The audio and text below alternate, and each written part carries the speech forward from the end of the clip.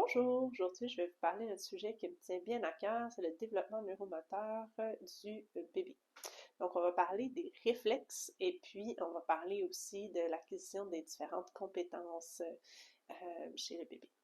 Donc le bébé naît avec quelques réflexes. Donc il y a celui qu'on connaît bien, donc le réflexe de succion. Il y a aussi le réflexe qui fait que quand on touche sa joue, il va tourner la tête puis il va chercher le sein. Il y a le réflexe du bébé qui va ramper pour se rendre jusqu'au sein. Il y a le réflexe de la marche, c'est-à-dire que si on le tient comme ça, il va agiter les jambes. Il y a le réflexe de la nage, c'est-à-dire que si on met un bébé dans l'eau, non seulement il va retenir sa respiration, mais aussi il va bouger les bras et les jambes. Il y a le réflexe de Moro qu'on connaît bien aussi. Ça, c'est quand on laisse tomber un enfant sur le dos. Généralement, il va ouvrir les bras, mais quand il est surpris aussi, hein, il va ouvrir les bras puis il va se mettre un petit peu en extension. Euh, Après ça, il y a aussi le réflexe de Babinski, hein. Donc, quand on va effleurer la pointe, bon, voyons, euh, la plante du pied, il va avoir une extension des orteils et une ouverture. Il y a le réflexe de préhension, donc il va agripper les objets qui sont dans sa main. Tous ces réflexes-là, généralement, vont être intégrés au niveau du système nerveux et vont disparaître généralement dans les 4 premiers mois de vie.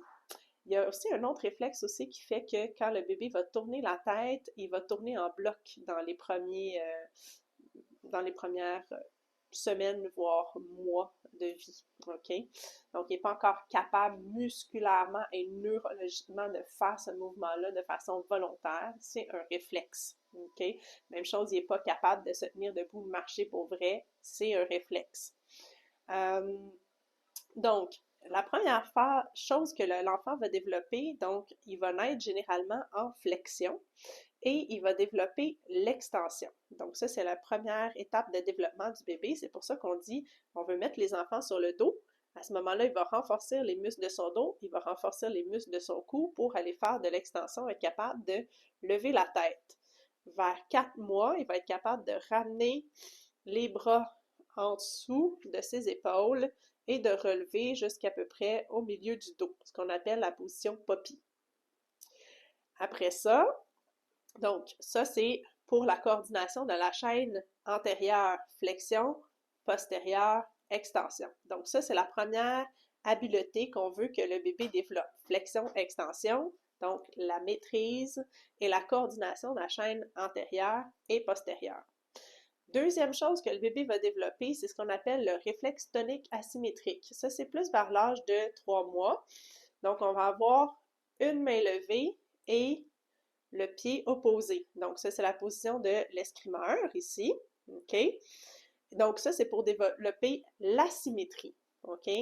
Donc, on a besoin de développer l'asymétrie, OK, pour éventuellement, le bébé va s'en servir pour être capable de ramper, puis de faire son 4 pattes aussi pour rester en équilibre, donc de bouger le bras opposé à la jambe. Donc, l'asymétrie va l'amener vers la symétrie, donc de ramener les deux mains vers la ligne médiane, plus vers 4 mois, et c'est ça ici qui va faire en sorte qu'il va être capable d'aller chercher des objets et de fixer le regard en avant. OK? Avant ça, il est capable de tourner la tête en fonction d'un bruit, de suivre des yeux, surtout les choses qui vont être proches de lui parce que son champ visuel n'est pas encore très étendu. Et l'acquisition de la symétrie va lui permettre de ramener vers le centre et donc de se coordonner pour aller agripper des objets volontairement.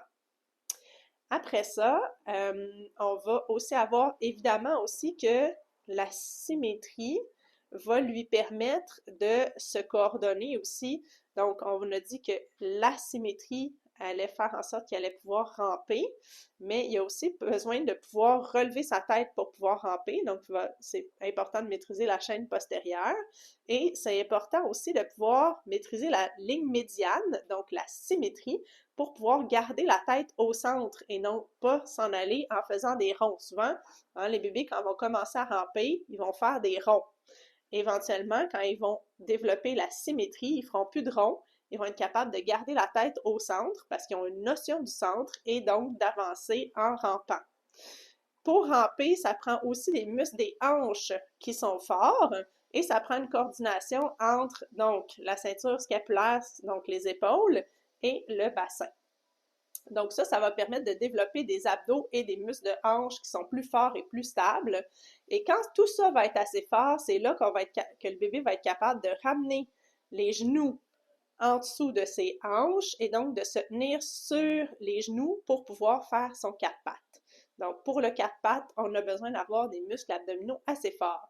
Une fois qu'ils sont capables d'aller en quatre pattes, ils vont souvent évoluer vers la position en W, OK? Qui est une position de transition entre le quatre pattes puis je me redresse, OK? Et tant que ça reste une position de transition, donc juste pour se relever, prendre des objets et recommencer le quatre pattes, ça va. S'il reste comme ça pour jouer, on veut juste faire une petite poussée par en arrière pour qu'il ramène les jambes vers l'avant. Donc, le rampé et le quatre pattes, c'est des choses importantes, comme je l'ai expliqué, pour le développement des stabilisateurs des hanches et des muscles abdominaux, parce que c'est ces muscles-là qui vont permettre à l'enfant de se tenir assis, OK? Et d'être stable en position assise, OK? Donc, dans le développement, ça va vers l'âge de 6 mois, en général, la position assise. Souvent, les enfants vont développer ça avant parce qu'on va beaucoup forcer et favoriser la position assise. C'est important qu'il ait acquis ses autres habiletés, idéalement, parce que ça va y servir aussi pour travailler ses réflexes de protection. Donc, quand il tombe sur le côté, il va être capable de se retenir.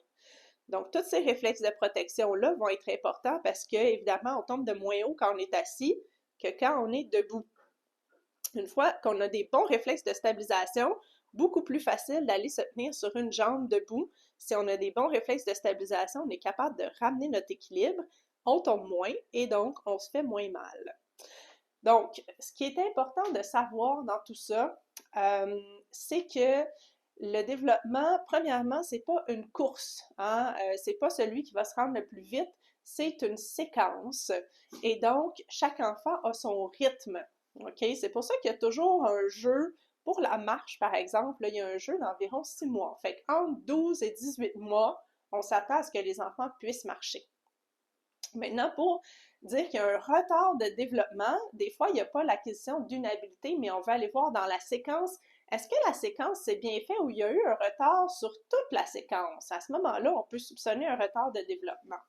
Puis il y a des enfants qui sont plus rapides aussi que d'autres, mais à ce moment-là aussi, on veut savoir est-ce que ils se sont tenus debout, mais ils n'ont pas rampé, ils n'ont pas fait leurs quatre pattes. Puis là, c'est des enfants qui vont courir partout, mais qui vont toujours se faire mal parce que leurs réflexes de protection sont pas très bons. L'autre chose qui va arriver à ce moment-là, c'est que si les muscles des épaules n'ont pas été bien travaillés dans le quatre pattes, puis dans le rampé, puis que les muscles des hanches non plus, ça va être des enfants qui vont avoir beaucoup de misère à se tenir assis et à aller travailler leur écriture parce que la ceinture scapulaire n'est pas stable puis les hanches sont pas stables. OK? Donc, l'autre chose aussi, pourquoi on dit qu'on veut que les enfants se tiennent assis avant de pouvoir manger? C'est à cause des muscles du cou. Donc, on veut que la tête soit bien solide et stable pour que l'enfant, quand il mange, ne s'étouffe pas. Donc, c'est vraiment pour diminuer les risques d'étouffement. Voilà, ça va être tout pour aujourd'hui. Bonne journée!